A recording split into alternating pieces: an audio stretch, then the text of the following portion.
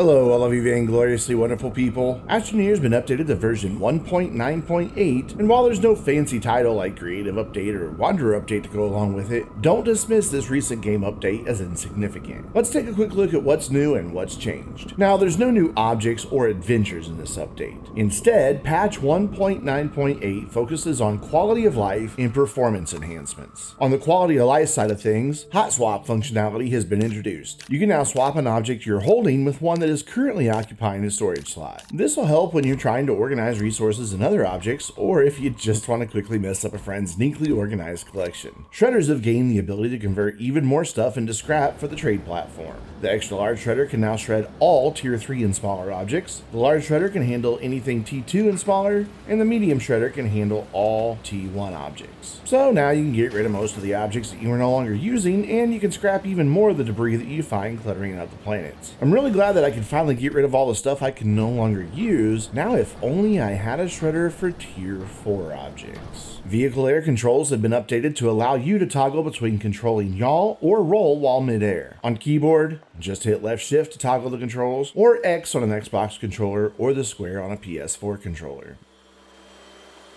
There are also toggles for the terrain tool augments such as drills, wide mods, and all the other augments. Simply highlight the augment that you want to turn on or off, and then hit the indicated key to toggle them. This one really comes in handy if you like to kit out your terrain tool with a bunch of augments, but you don't always need them. Now you won't have to move them off your backpack to deactivate them when they're not needed. You can just toggle them off. If you find yourself hopelessly lost on the surface of the planet and you still haven't figured out how to navigate by the stars, you can now go over to the Quit tab of the main menu and choose to return to your original starting shelter. You'll instantly see a death animation followed by respawning at your original base. Be warned though, you are leaving behind any contents that you had on your backpack, so if you were carrying around something valuable, you're gonna have to go retrieve it. The game also now has the ability to change the displayed language via the options menu. And while I did not see it mentioned explicitly in the patch notes, the chemistry lab has been updated to behave properly, and it will now move a resource to available storage if you begin processing another new resource. This is functionality that has been missing from the game for a couple of months now, and I'm really happy to see it make a return. The update also includes what System Error are calling experimental changes that essentially returns true flat to the game. Now, I never even knew that true flat was a thing back in the day, so I've never really missed it. On top of that, I tend to play Astroneer more from a functional approach rather than a hey, let's go build something cool out of terrain approach. So for me personally, true flat's return isn't really that big of a deal. But I do know that there is a very large portion of the Astroneer community that sorely miss true flat, and so from a community perspective, I'm really thrilled that those who love the feature now have it back in the game. Under the hood, the game has received numerous performance upgrades. Now, I won't go into the details of each item that they listed, you can check out the patch notes for yourself, but I can tell you what I have observed. Before patch 1.9.8, the moment another player would try to join my game, my in-game performance would begin to suffer. Now, the only way that I know that someone has joined is by actually seeing them run around in-game. When another player enters a vehicle or a shelter, the game saves go by much quicker.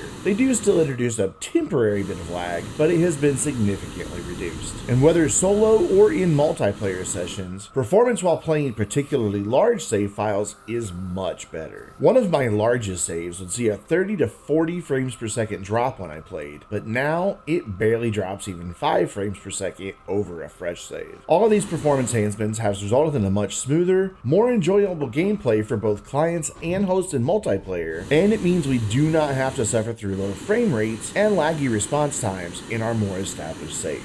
The patch notes ended with a hint of dedicated servers coming with the next update. If System Error sticks to their usual cadence for updates, that means we should see dedicated servers sometime in February. I plan on getting the server the moment they become available.